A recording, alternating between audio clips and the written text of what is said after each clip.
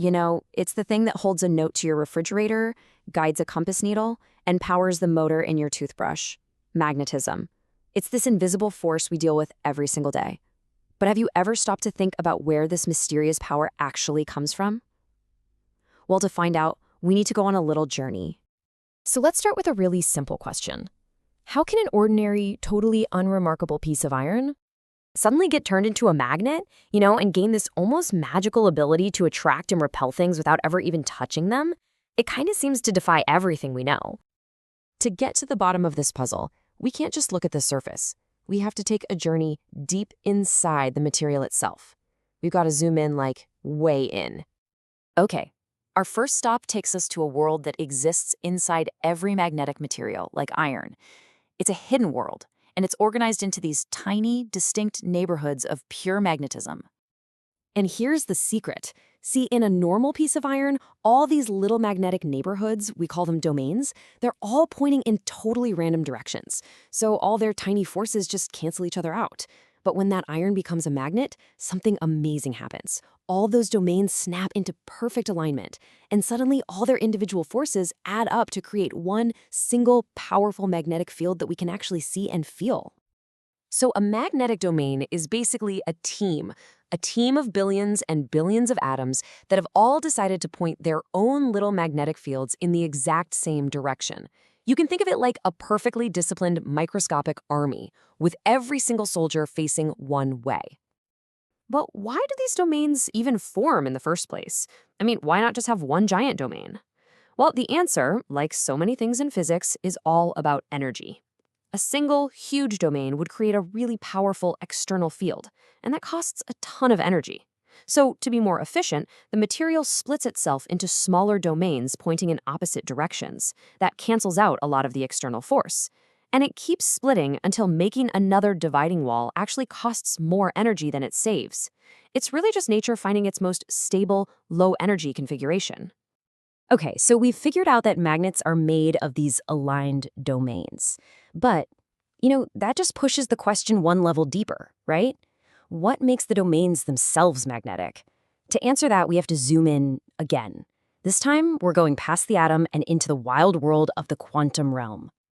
In the world of physics, magnetism ultimately comes from moving electric charges, like a current flowing through a wire. It can also come from a changing electric field. But for the permanent magnet that's stuck on your fridge, the secret is something way more fundamental. It's an intrinsic property of the elementary particles themselves. And this right here, this is the core secret. The incredible power of a permanent magnet doesn't really come from the iron itself. No, it comes from the countless tiny electrons zipping around inside every single one of those iron atoms. This property is called electron spin. It's a fundamental quantum thing, just like an electron's charge or its mass.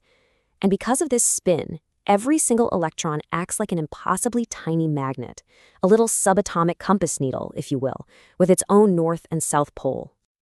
All right, let's zoom back out for a second. We've gone from a piece of iron down to magnetic domains, and then all the way down to the quantum spin of a single electron. So now, let's put it all together and see how this connects back to something else you're probably pretty familiar with: electricity. So really, this whole thing is a story about scaling up. It all starts with the quantum spin of individual electrons. Then, in materials like iron, these spins just naturally line up with their neighbors. Billions of these aligned spins come together to form a magnetic domain. And finally, when you get all of those domains lined up, bam, you get the powerful magnet that you can actually hold in your hand. For centuries, people thought electricity and magnetism were two totally separate forces. But that all started to change back in the 19th century. It began in 1820 when a guy named Hans Christian Oersted saw a compass needle twitch when it was near an electric wire. A decade later, the brilliant Michael Faraday showed the reverse was true, that a moving magnet could actually create electricity. And this all led to 1873 when James Clerk Maxwell proved with math that they weren't two forces at all. They were one. And they do have a lot in common, right? Both have opposite poles that attract each other and like poles that repel. But there is one huge difference. With electricity, you can have a single positive charge all by itself, or a negative one. But with magnetism, you can never, ever have an isolated north or south pole.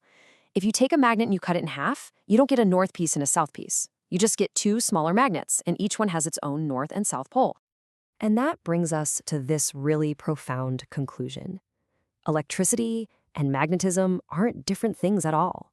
They're just two sides of the same coin, two expressions of a single unified force called electromagnetism.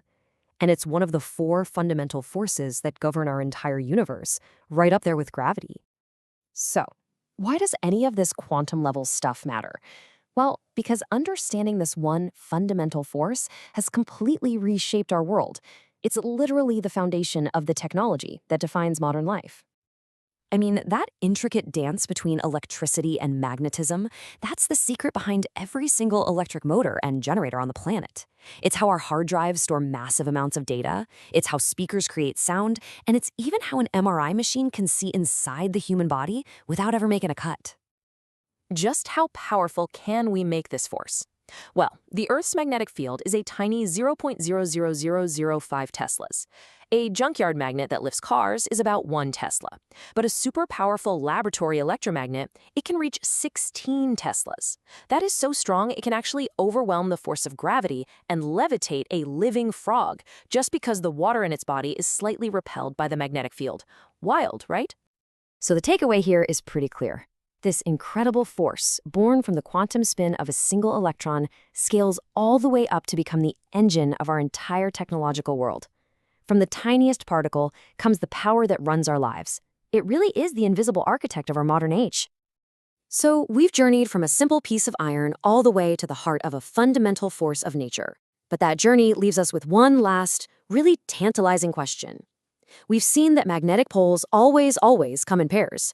But could a magnetic monopole, a single isolated north or south pole, actually exist somewhere out there in the universe? Now, that is a question that physicists are still desperately trying to answer.